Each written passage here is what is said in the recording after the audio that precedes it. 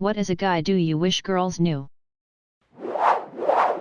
I was working one day and my girlfriend shows up and wants to go to lunch.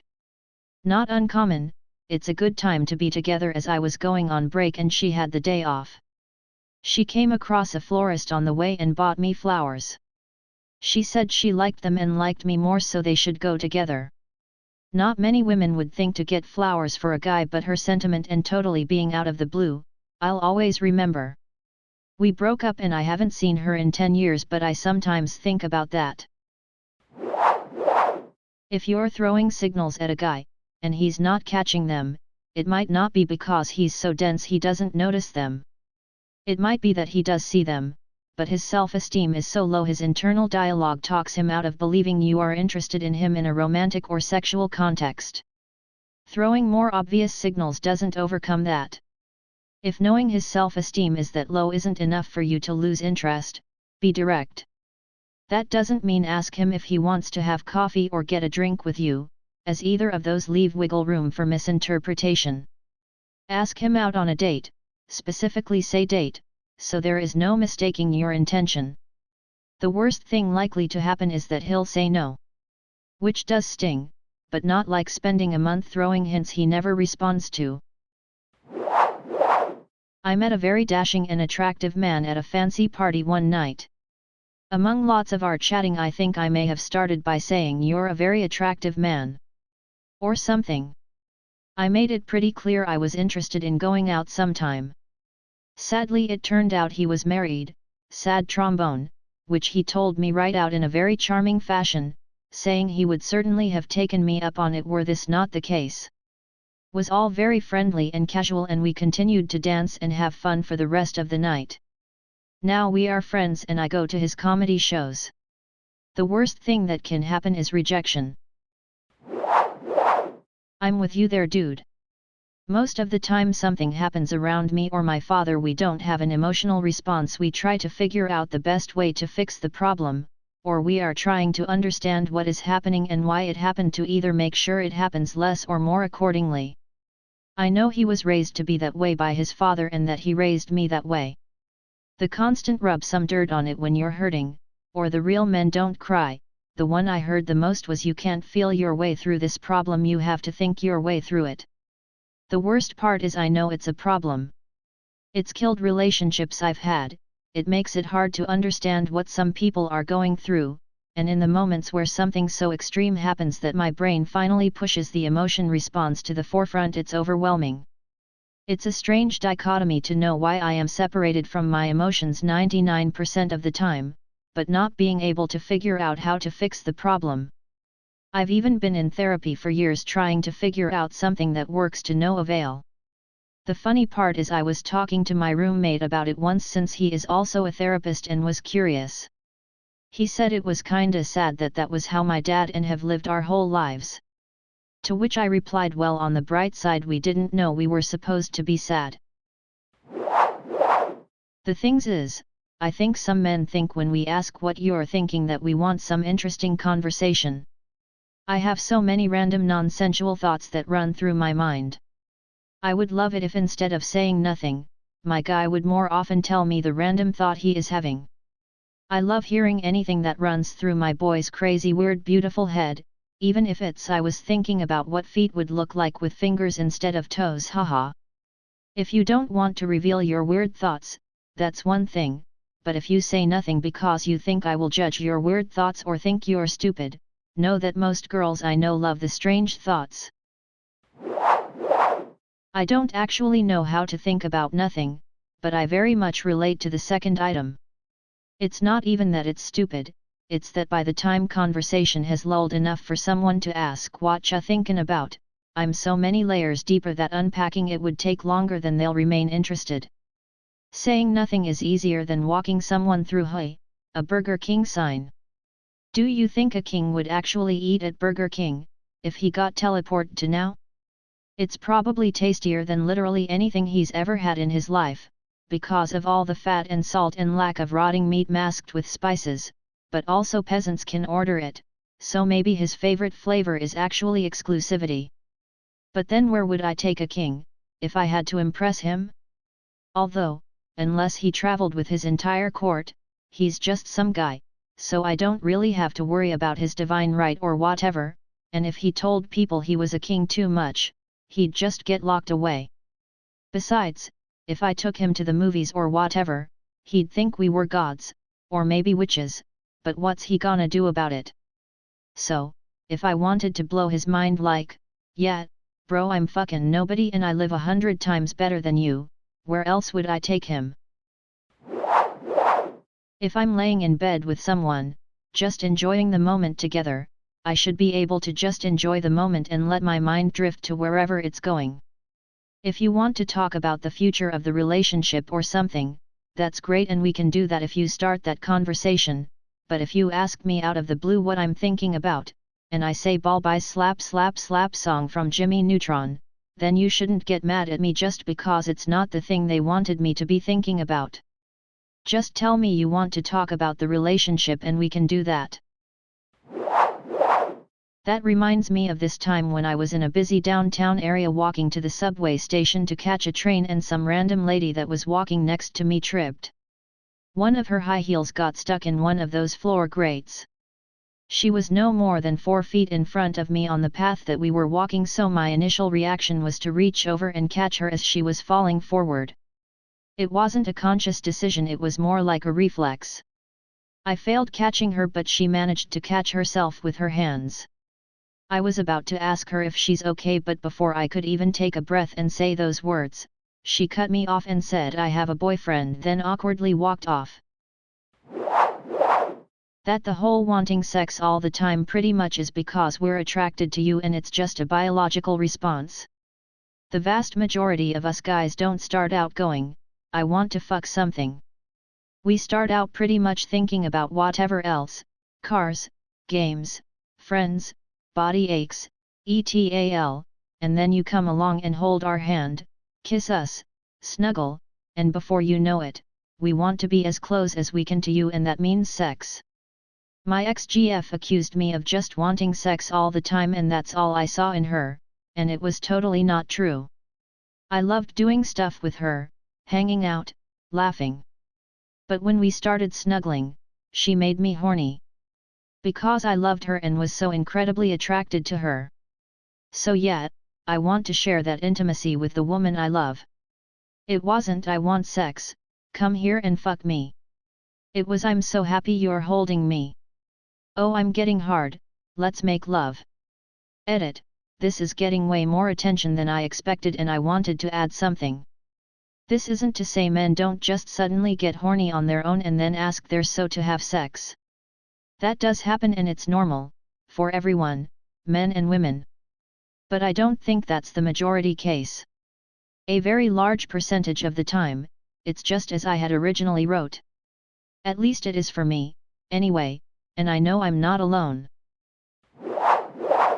Not all men of course, and some women have it too, but the nothing box is real. The nothing box is a small section of the brain that contains absolutely nothing at all. When we enter the nothing box, we genuinely are not thinking a single thought. There is no song playing in our head, there is no thought process, there's so much nothing that we don't even recognize at the time that we're not thinking anything, because to do so would be a thought. If someone looks like their brain has just checked out and they have a dead-eyed stare into middle distance, then they're probably in the nothing box. The passage of time ceases to exist, no physical sensation makes it through.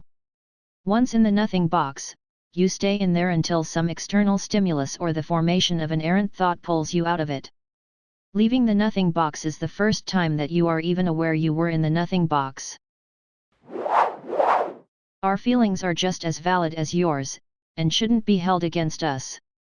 My fiancé and I are in the process of planning our wedding, and she consistently gets irritated with me because I don't get as excited as she does.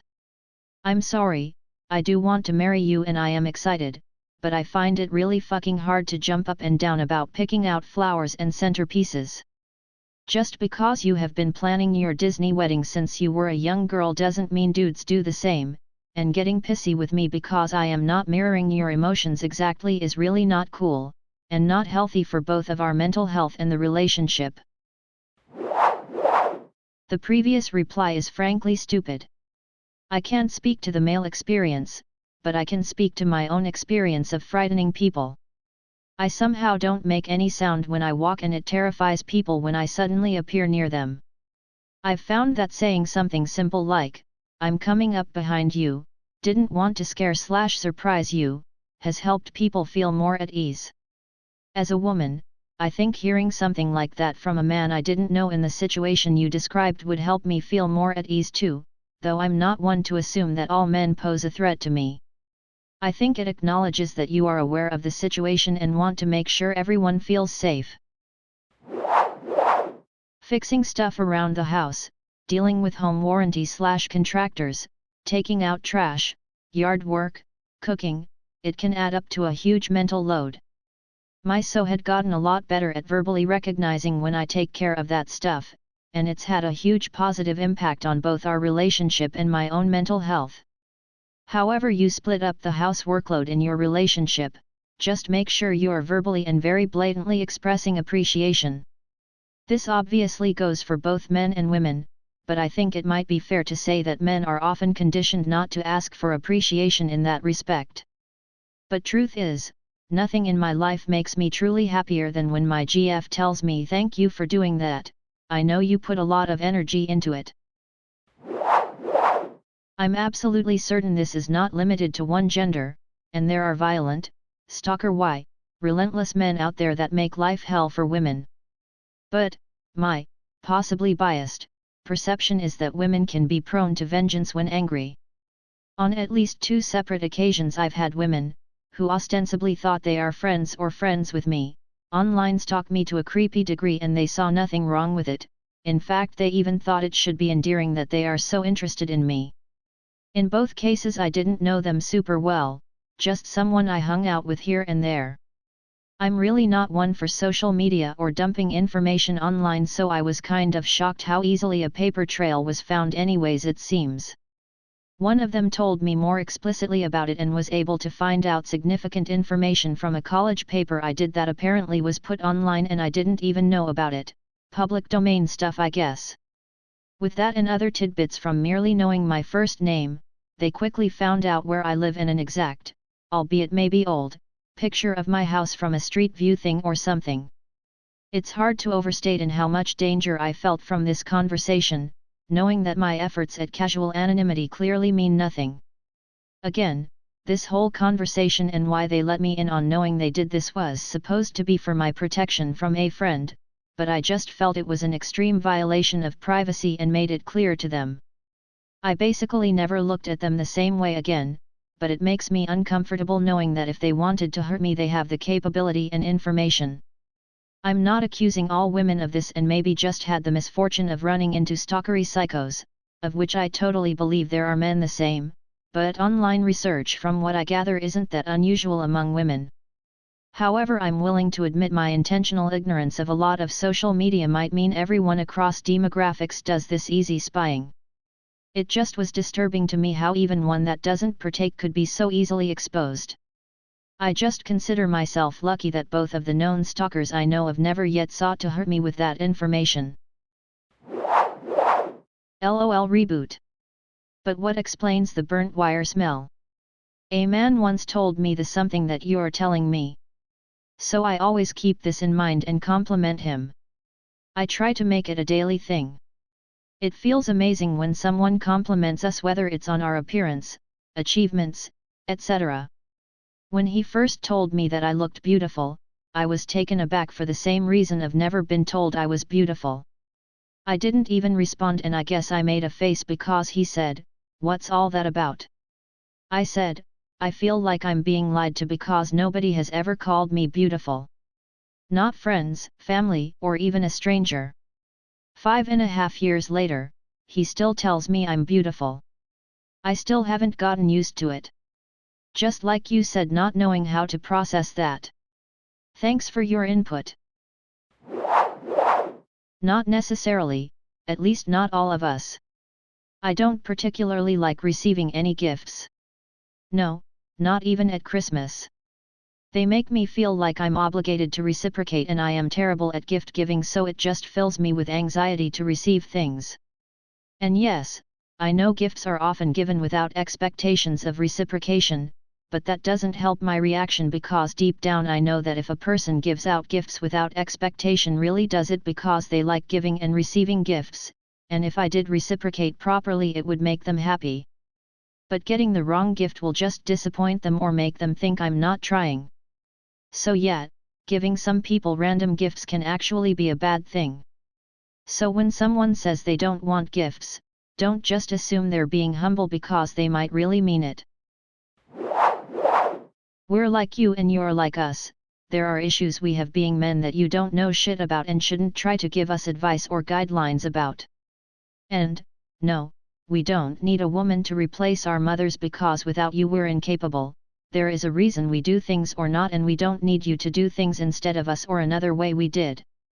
Also, you two are really bad at oral sex and we too frequently happen to simulate pleasure to not shame you about it. We're the same. Edit. I just noticed this comment is subject to interpretations. I didn't mean anything harmful. I like women, I loved every lover I ever had to an extent, even the ones I never saw afterward, and I'm not targeting females, I just mean that we're the same, men and women. I will never get what it's like to run with boobs giggling around and girls will never get what it's like to run with balls giggling around. There are things we will never understand about each other, and my point is that we all need to be supportive and comprehensive. Being concerned about what other people think about our relationship is a huge turn-off. Also, sharing intimate details about the relationship, especially negative ones, to friends and family is bad simply because you are probably portraying your partner in a bad light and they're not there to defend themselves. And if you're doing that, you're already asking for feedback. More often than not, you'll get destructive feedback from people who have no context of your relationship. If you're the kind of person that is sharing that information in the first place, you're probably taking their feedback into consideration, artificially increasing your own discontent. That will corrode the relationship. It's a dangerous cycle. Just work your problems out with your partner or leave them. Have your own opinions and not someone else's. Or get a therapist. That's healthy. Don't know if this is as much a PSA as it is a plea for understanding, but it really shouldn't be seen as a problem when the woman in a potential guy-girl relationship lets the guy know she is interested in him, or, and perhaps more importantly, if she's not. Ladies, believe me, I get it. Eons of men being dickheads have taught you that overly coming on to a guy, or worse still, rejecting his advances, is a recipe for potential disaster, but there have just been too many times in my own life where knowing one way or the other if a girl I was interested in was, interested back, could have saved me, as a guy, so much pain and heartache. Men are pigs, I'll admit, but that doesn't mean that wondering if someone we like likes us back or not, and trying to endure the endless uncertainty of fleeting interactions, doesn't hurt like mad. Edit. Some grammar mistakes. We are essentially the same as you, women. We generally have and experience the same emotions with the same or similar intensity.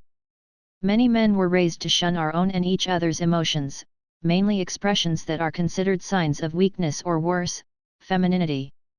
I am only 30 years old and I was punished/ridiculed for crying as a toddler/child. It was also like slapping a target on your forehead that reads, "Please bully me," in school. This isn't universal, I'm sure, but in the South US it's why most seem to be far more uncomfortable when a man sobs/cries in public. It's an awkward moment and I've seen other men recoil in a sort of shared embarrassment. Yet I've seen in the same situations, a woman will be comforted and shown compassion. My point is, at least in my region, why should the two situations be treated differently? Why should it be embarrassing or awkward for a man to convey emotions inherent in all humans? I'm sorry for rambling, but it's always bothered me. Dating can be a nightmare, specifically with online dating, and the effort guys go through to get a girl's attention can be exhausting. I'm not a 10/10, but I'm a fairly good-looking guy and my dating success is pretty tragic online. I'd say I match with a girl a day on Tinder and I get about 2/10 of those respond. Now all that being said, it could be chalked down to me not personally being that good or charming online, maybe I take bad photos etc. and I'm willing to accept that, but my female friend who is also fairly good looking gets about 70% of men she swiped on and tried using the exact same talking points I did with guys who didn't message first and was way more successful, even with an empty bio. By the way, I don't think anyone is to blame here, it is what it is, and honestly if I were getting matches almost constantly I'd put less effort into. I just don't think a lot of girls understand how it affects self-esteem and how mentally exhausting it can be to try so hard to connect with someone. Oh, also as far as girls having their guard up goes, totally understand that too. I've also seen some of the messages my friend gets, and when you get disgusting messages like that constantly I'd have my guard up too.